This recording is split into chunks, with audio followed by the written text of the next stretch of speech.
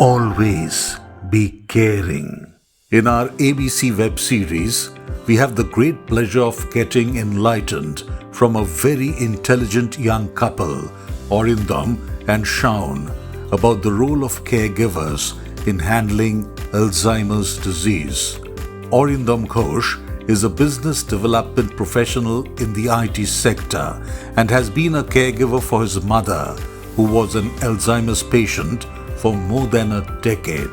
Orindam's better half, Shaun, is in the human resources field by profession, and she also has been an Alzheimer's disease caregiver for over 5 years, taking quality care of her mother-in-law. Both Orindam and Shaun believe in the mantra, always be caring.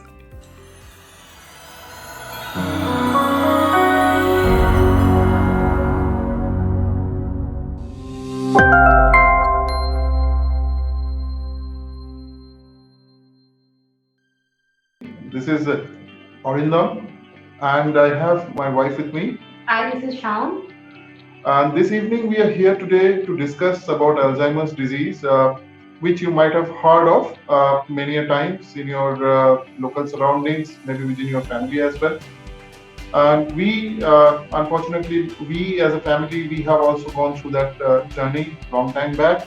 At that point in time, there were no such, this level of informations were available on the disease, and very few people knew about it. So we have dealt with it, and the major two parties that are related to this entire scenario are the patient and their caregivers, mostly their immediate family members.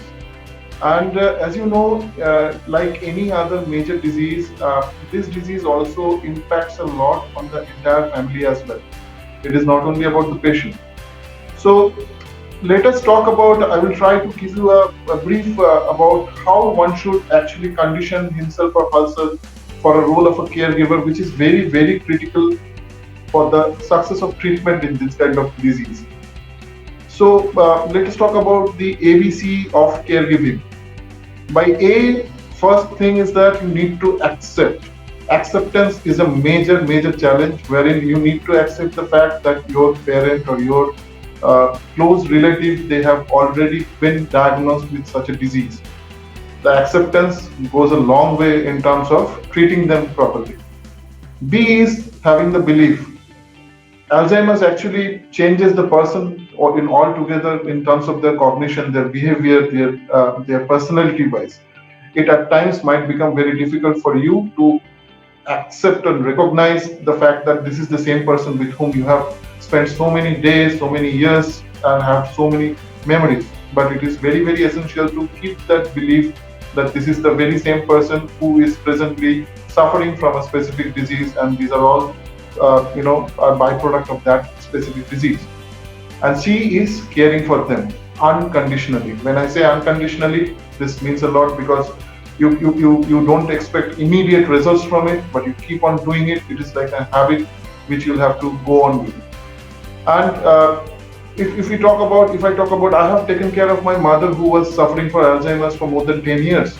And from my personal experience, I can say the three major things which are essential for the success of a caregiver's entire role would be first is the patience.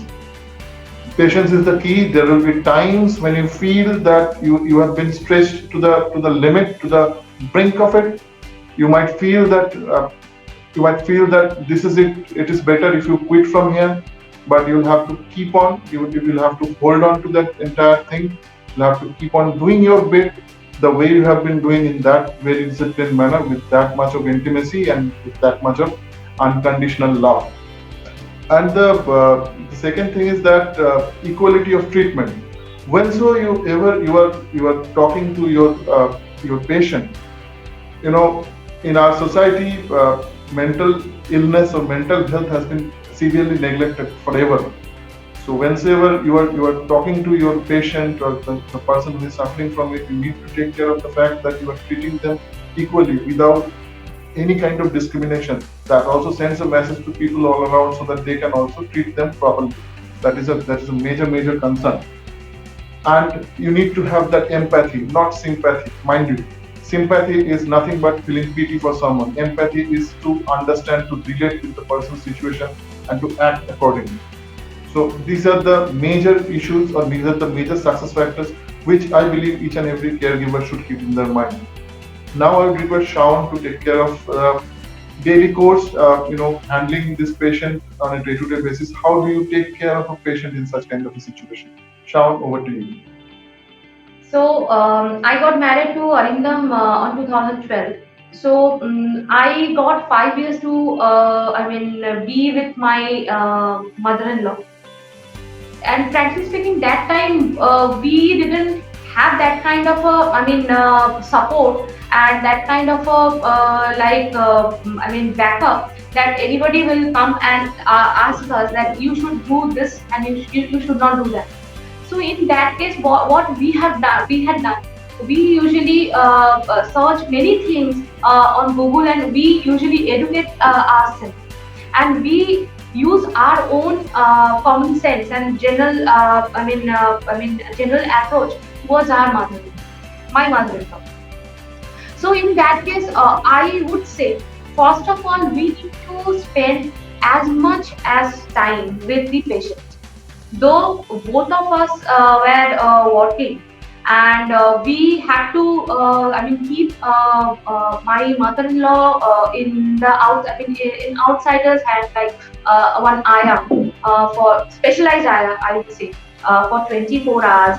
But yes, whenever we reach home, we always try to maintain a very quality time.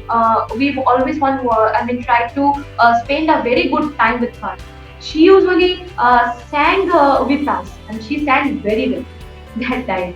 So this is nothing. This is just nurturing her brain, because that time she's totally losing each and everything. She only has the instinct. So what we need to do, we just need to keep the instinct intact within the patient.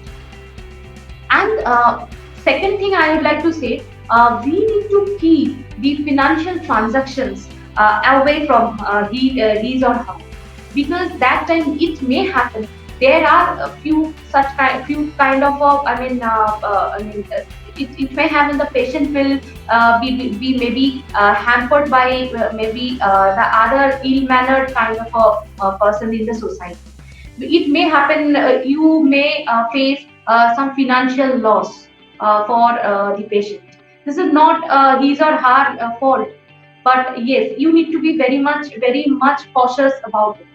And in case of third point, I would like to mention that is, you need to keep all the sharp elements, for an example, knives, scissors, even the fire elements, for an example, gas oven, and matchboxes away from the patient, because it will not only harm that your patient's health.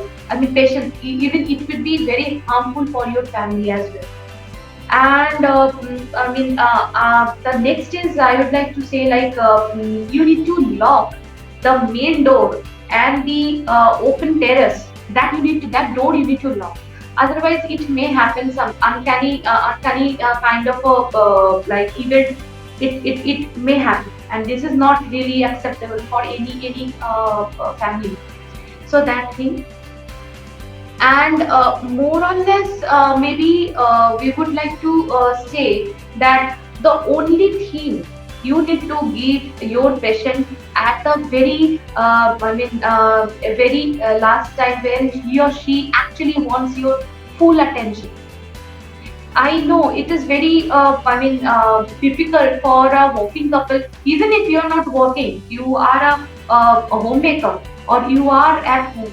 It is very difficult for you to always pay attention, because you have your own life, but you have no option, because the patient, he or she is more than a baby in your life.